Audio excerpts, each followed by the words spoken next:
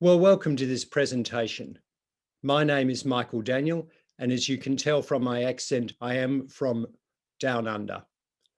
I teach in an independent boys' school in Melbourne, Australia. And once again, I would like to thank Dr. Plummer for the opportunity to do this presentation for Daily Dose of Greek. Today, I shall be talking about A Greek Reader's Apostolic Fathers, edited by Alan S. Bandy. Well, first off, who are the Apostolic Fathers? They have been described as the next generation of writers after those who wrote the New Testament, or their writings being immediate post-New Testament texts. However, we need to treat these labels with some caution. For example, the Didache could have been written as early as AD 70. Other works, for example, the Shepherd of Hermas and Second Clement, could have been written as late as the mid-2nd century. The Apostolic Fathers include writers such as Ignatius of Antioch and Polycarp of Smyrna, both of whom, according to ancient tradition, were disciples of the Apostle John. This anthology is compiled by Alan S. Bandy, the Rowena R. Strickland Associate Professor of New Testament and Greek at Oklahoma Baptist University. It was published in 2018 by Cascade Books in Eugene, Oregon. Bandy wrote it as a byproduct of teaching Greek for several years at Oklahoma Baptist University. At this institution, they offer a 5-semester course and study excerpts from the Apostolic Fathers in the 5th semester. Whilst English translations of the Apostolic Fathers exist, as well as parallel English and Greek texts, this edition fills a gap. Bandy has provided us with an edition that contains the full Greek text of the writings and not simply excerpts. Now, the exception to this is a couple of texts, such as the Shepherd of Hermas, where we have Latin for those portions of the Greek text that have been lost. As a reader, a vocabulary list is given underneath the Greek text for all words that occur 30 times or less in the Greek New Testament. It is thus similar to the reader's edition of the Septuagint.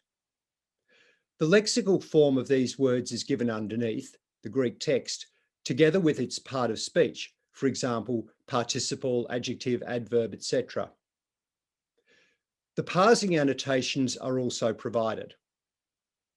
In the case of verbs, parsing annotations are given using the gram chord abbreviations.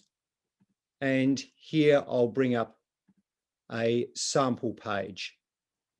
So we see on this page here, this word here, phronein, with the number 1. So we get PAN, which stands for present active infinitive. And then the definition think is given. Being a reader's edition, Bandy has organised the texts not in their chronological order.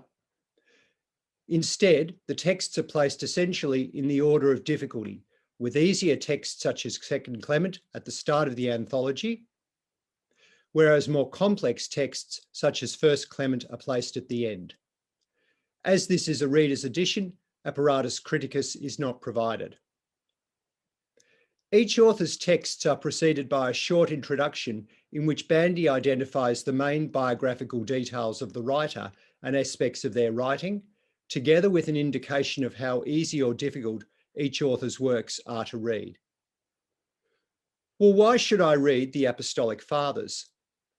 As mentioned at the start of this presentation, these writings follow those of the New Testament. The writers cite texts from the New Testament text extensively. Hence, they stand not only as witness to the high regard the early church had for various New Testament texts, but they are also the most ancient interpretations of these texts.